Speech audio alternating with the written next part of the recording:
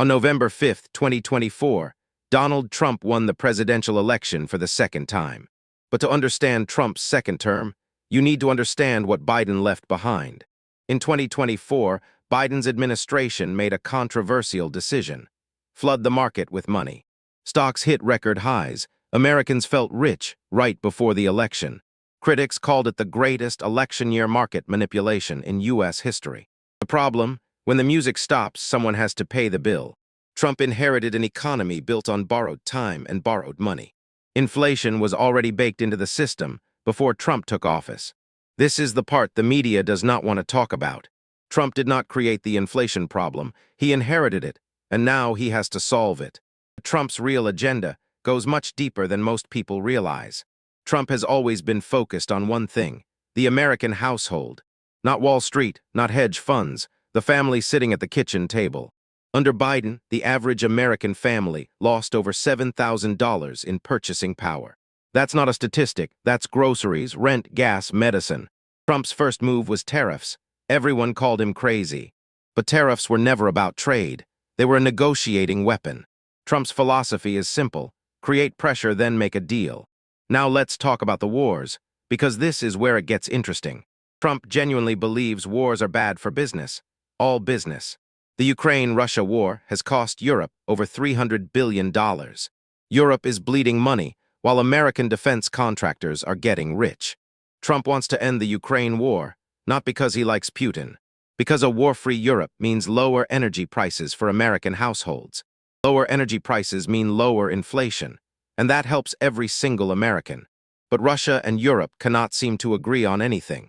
Trump is trying to force both sides to the table. It is not working perfectly, but no one else is even trying.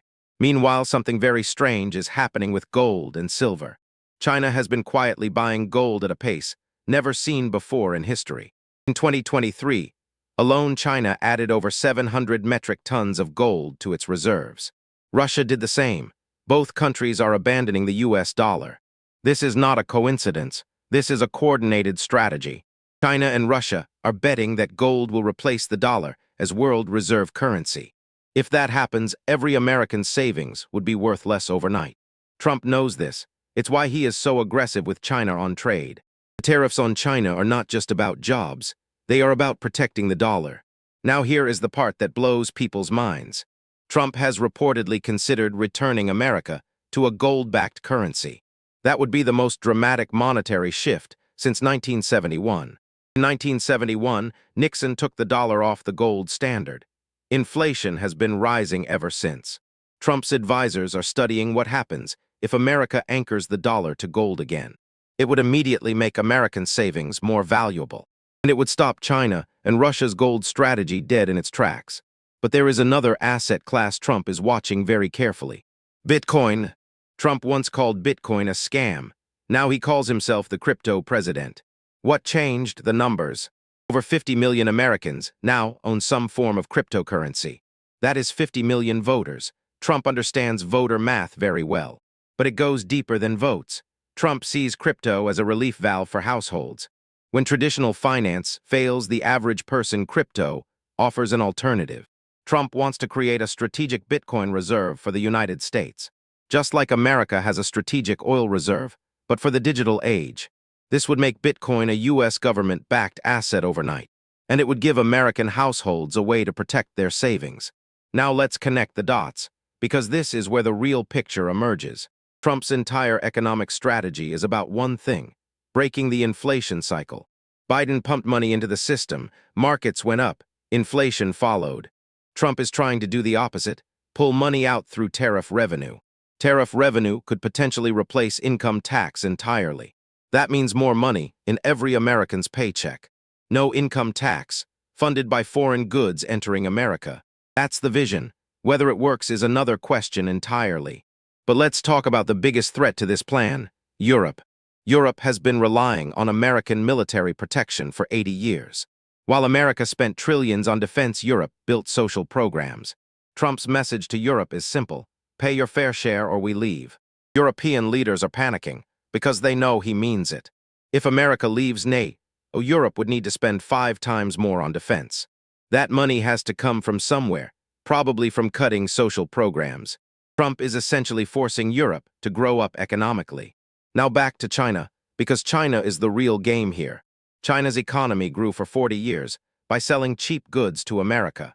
America sent jobs, China sent back products, America went into debt. This arrangement made China rich and hollowed out the American middle class. Trump wants to reverse this completely.